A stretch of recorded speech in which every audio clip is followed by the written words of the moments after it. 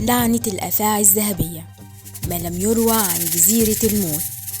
مش بنتكلم هنا عن شبح أو كائن خرافي، بنتكلم عن جزيرة بتغير طبيعة اللي بيقرب منها، واللي ممكن تكون سبب في اختفاءات غامضة حصلت حواليها من غير أي تفسير. رحلتنا النهاردة في قلب المحيط الأطلسي، على بعد حوالي 33 كيلومتر من سواحل ولاية سان باولو جنوب شرق البرازيل، واللي مساحتها حوالي 43 فدان، ما يعادل تقريبا مساحة 30 ملعب كرة قدم، لكنها واحدة من أخطر الأماكن الموجودة على وجه الأرض. جزيرة إلي دي كمادا جراندي البرازيلية، جزيرة صغيرة مغطاة بالغابات الكثيفة والصخور، ما فيهاش شواطئ أمان ومش مأهولة بالسكان، وأقرب منطقة صالحة للعيش هي مدينة إيتنهايم الساحلية، والمدينة دي موجودة فيها الميناء اللي بتنطلق منها رحلات الباحثين أو القوات البحرية اللي بيزوروا الجزيرة في بعثات نادرة. في أسطورة برازيلية قديمة بيحكوا إن السكان الأصليين حذروا المستعمرين من الاقتراب من الجزيرة، وقالوا إن فيها عين أفعى ذهبية بتحرس كنز مدفون في قلب الجزيرة، وكل اللي حاول يقرب اختفى أو رجع مجنون.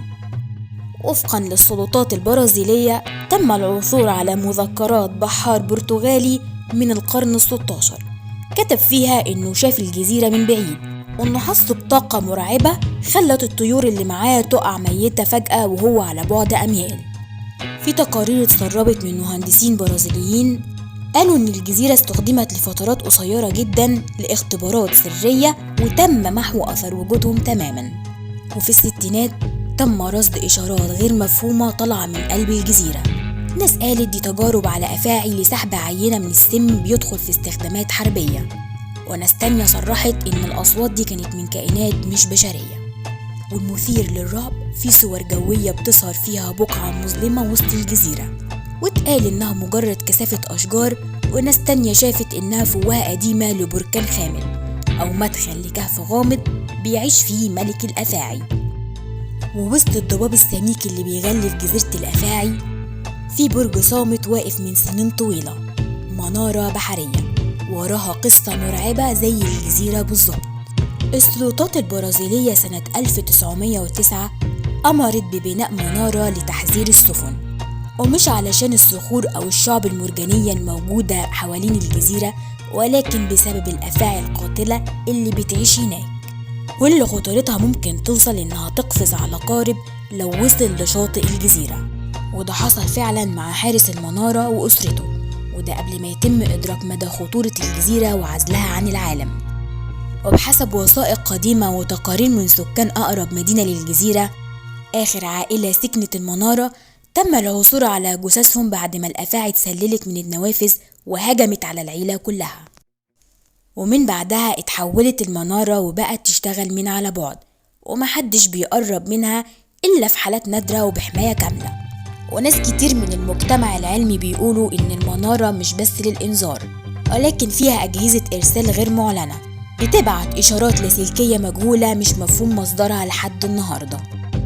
الوصول للجزيرة مش سهل خالص، وممنوع أي حد يروح لها من غير تصريح رسمي من الحكومة البرازيلية، وده عشان خطورة الأفاعي اللي بتغطي كل متر فيها تقريبا، والنوع الموجود على الجزيرة اللدغة منه بتذيب اللحم البشري من شدة خطورتها.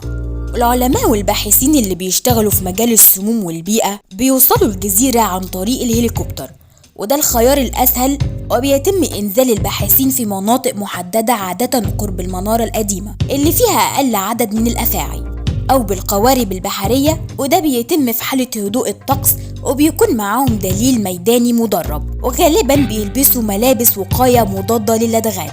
وبيتم جمع عينات من سم الأفعى الذهبية لأنه سم فريد من نوعه، وبيستخدم في أبحاث وأدوية ممكن تعالج جلطات الدم وأمراض القلب والسرطان. الوصول لجزيرة الأفاعي مش مغامرة، دي مخاطرة محسوبة بتتعامل معاها الحكومات بأقصى درجات الحذر.